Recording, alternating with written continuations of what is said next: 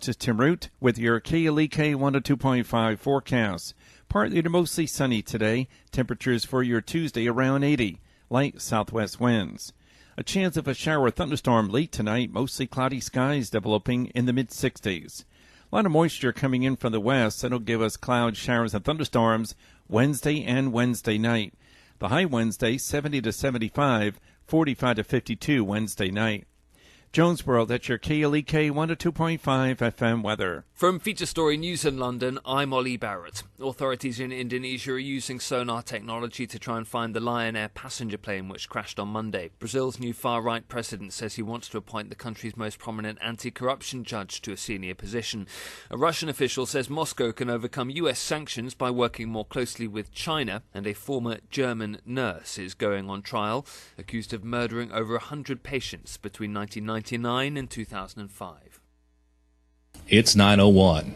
Community Conversations is brought to you by Arkansas Early Learning, offering no-cost childcare in Jonesboro and Northeast Arkansas. Applications at arearlylearning.org. Arkansas Early Learning is a nonprofit organization. KLEK LP Jonesboro, the voice of Arkansas Minority Advocacy Council. It's now time for Community Conversations, a program focusing on the people working to make the Jonesboro community a better place, while offering viewpoints from all sides of the issues. The views expressed in this program are those of the participants and do not necessarily reflect the views of KLEK 102.5 FM, the voice of Arkansas Minority Advocacy Council, or our underwriters or sponsors. Good morning, everyone, and happy Tuesday to you. I hope that you're having a great start to your day. You're tuned in to Community Conversations on KLEK 102.5 FM. My special guest, which is on the phone, is Mr. Elvis Presley, who is the Libertarian candidate for U.S. Congress District 1. Good morning, sir.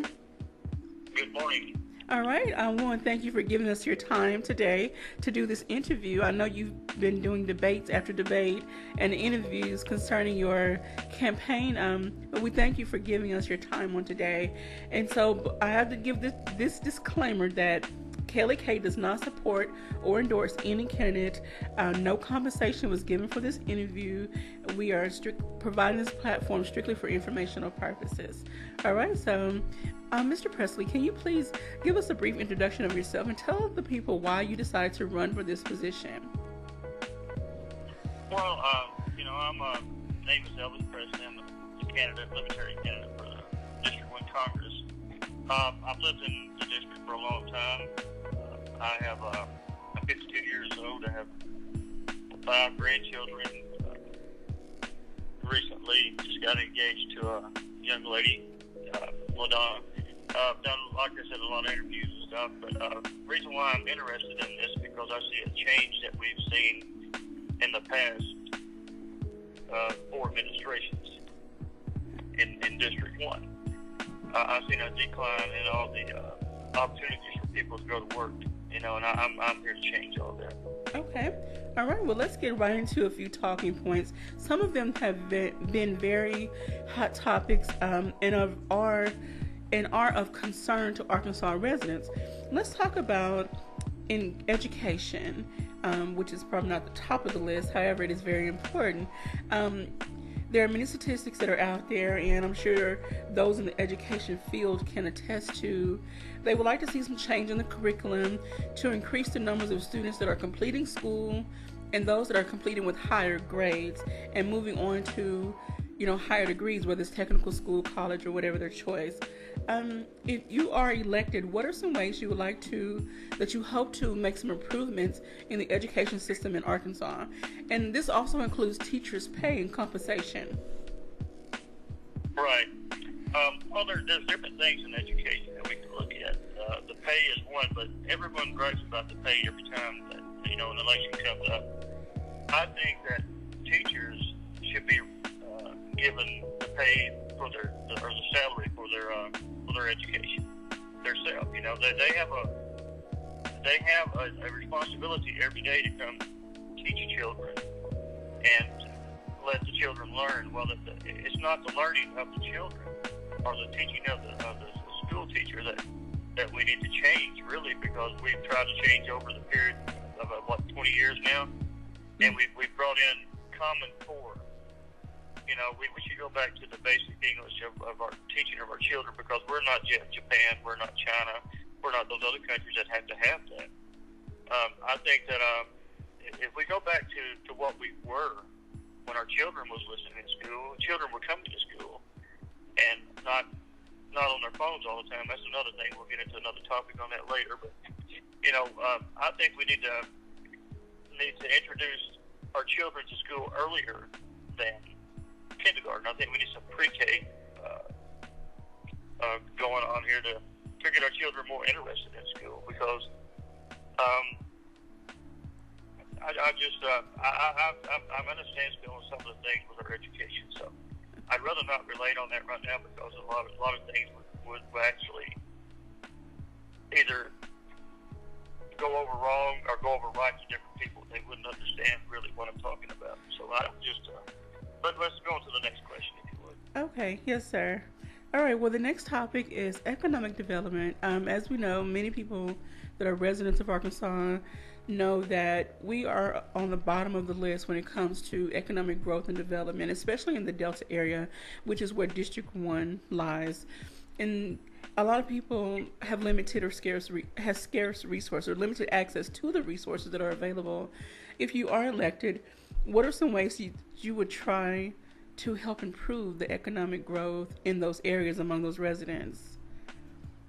Well, as we all know in the past, that they keep bringing up our corporate tax.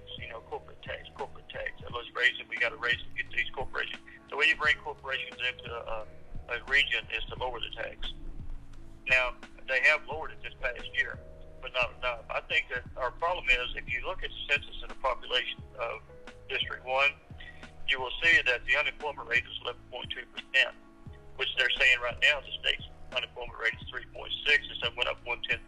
But, as far as District 1, we're sitting at 11.2% unemployment rate.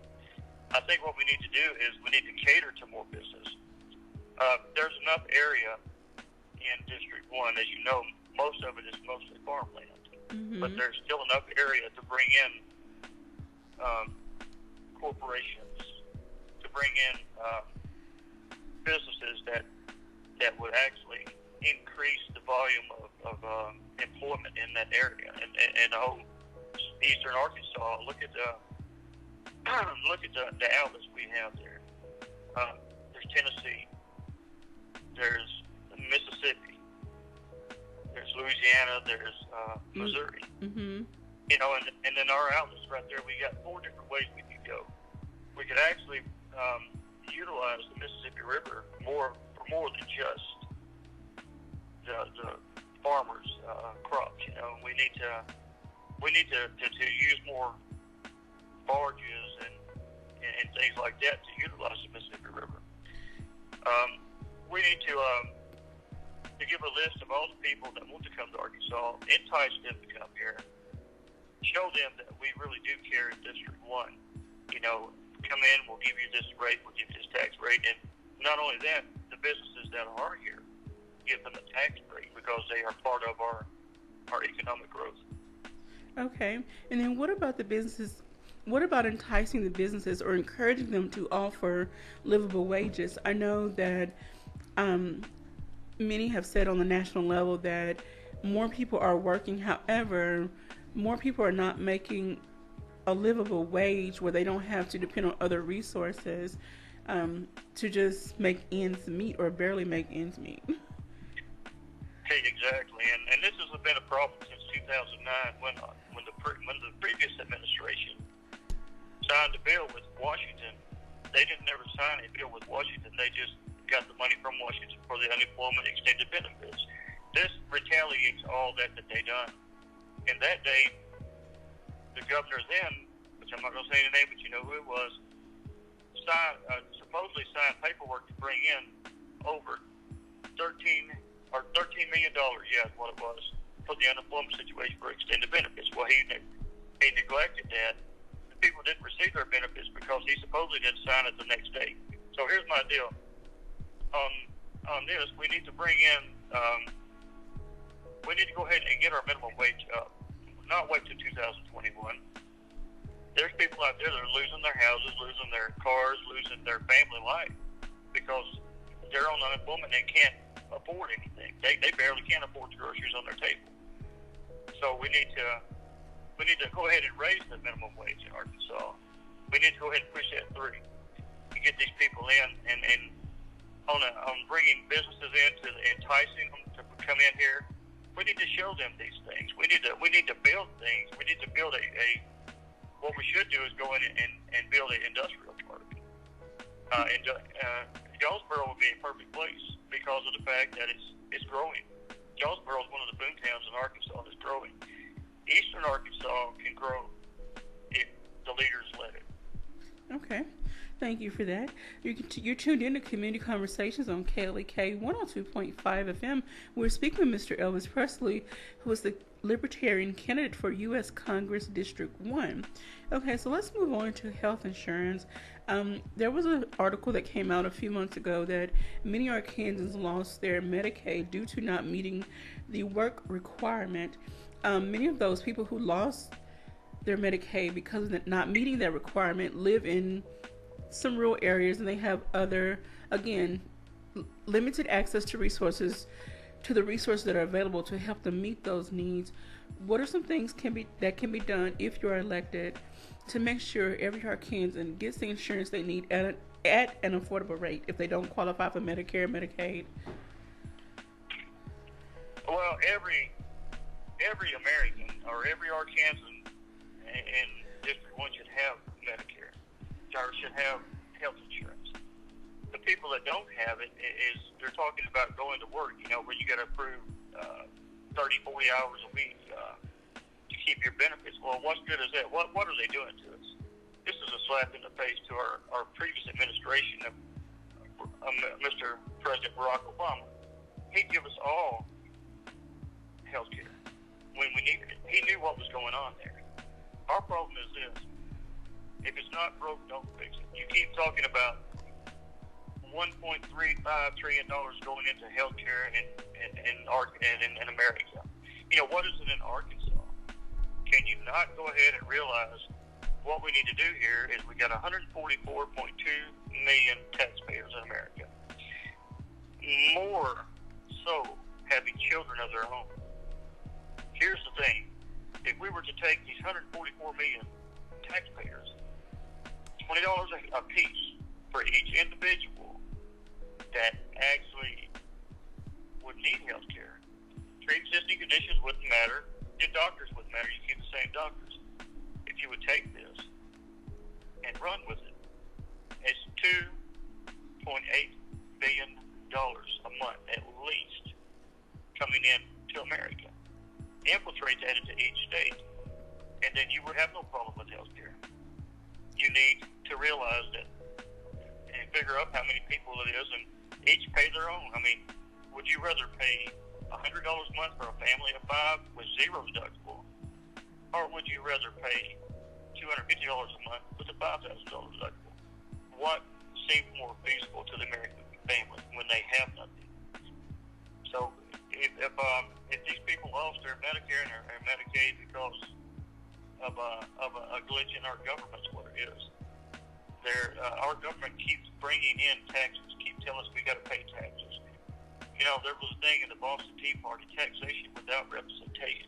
We won't want to put up with that, and that's what we're doing right now. We're paying taxes and we're giving so much, but yet they're wanting more.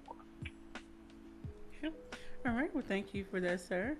That is a lot to think about, and all I can say is, when people go to the polls, look at the different issues and look at the candidates and make an informed decision. We cannot tell you who to vote for or what to vote, how to vote on the issues, but I hope that you're paying attention to what each candidate is saying and how they suggest you vote, and you make your own choice when you go to the polls. All right, so for the last talking point, let's talk about resident engagement. There's, people say they're not being heard, or there's concerns about the issues that Arkansas face, especially in District 1, are not being taken seriously or taking to the Capitol. If you are elected, how do you hope to engage more with the residents and take their concerns to heart, and find a way to help make things better?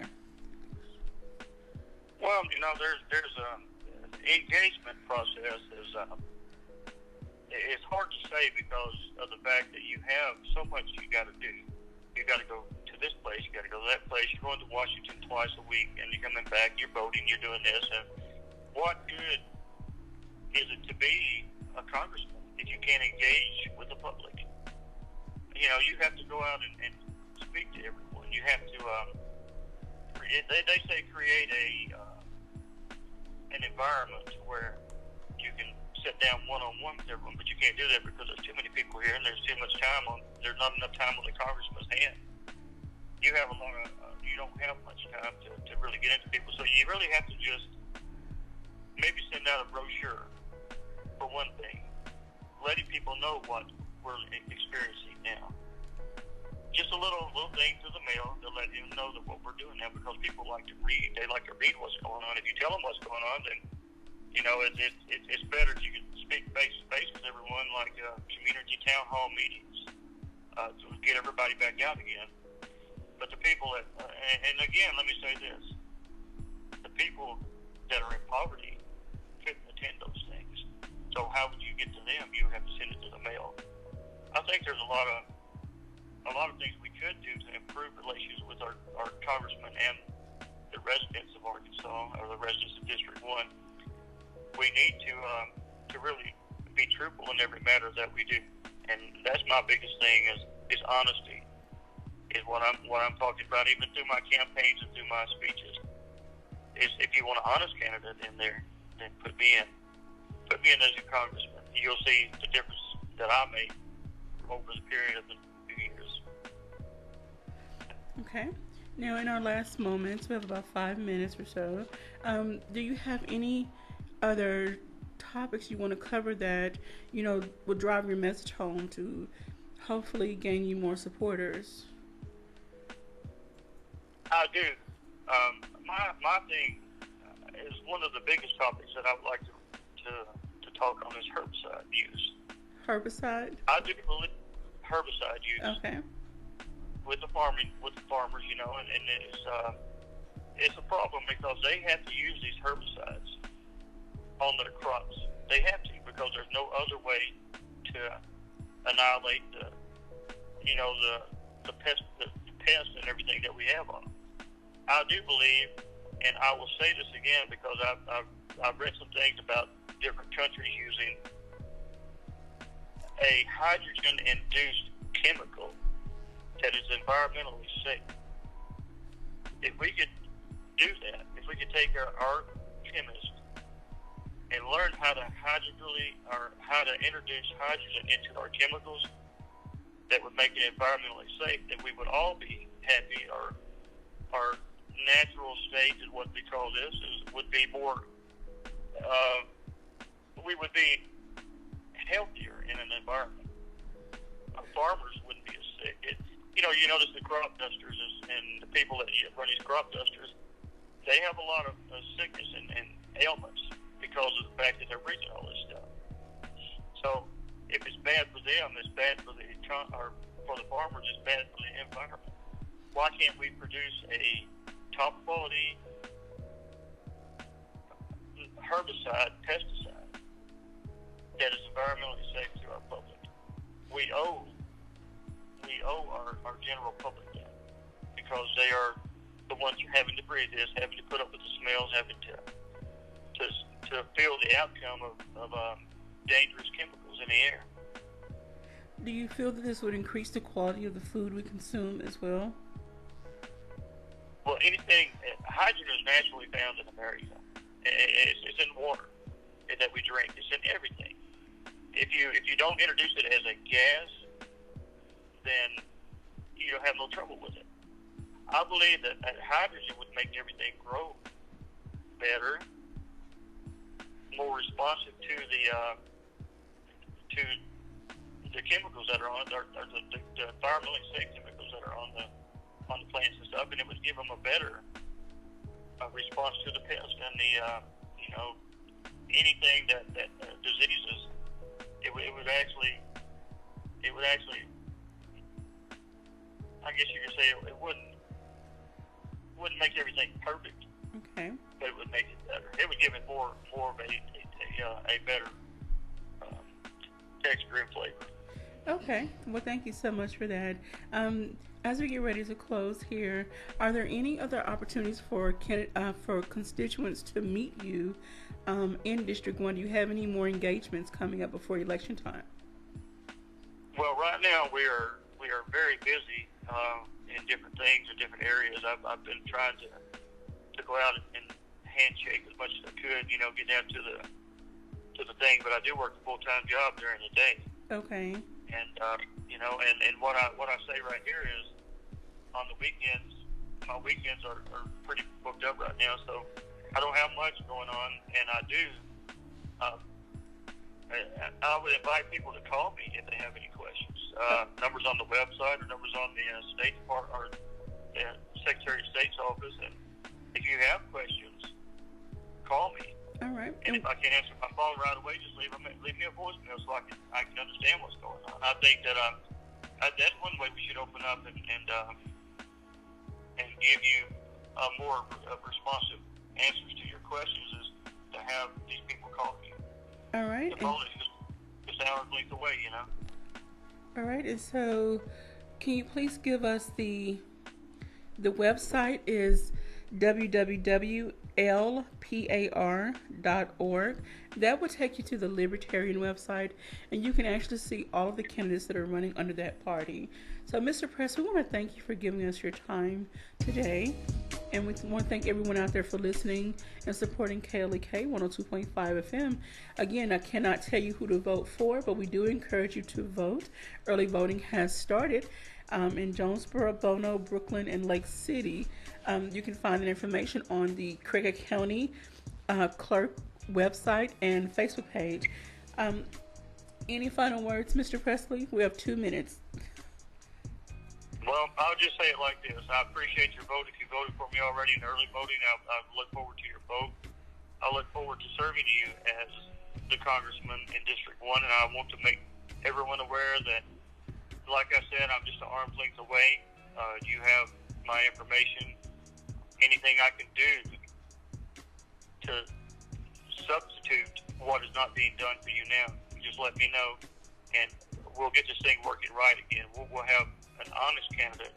We'll have an honest congressman back in office who is willing to listen and learn. All right. Well, thank you so very much, sir. And I hope you have a great rest of your day. Thank you, Coella. All right. Bye-bye.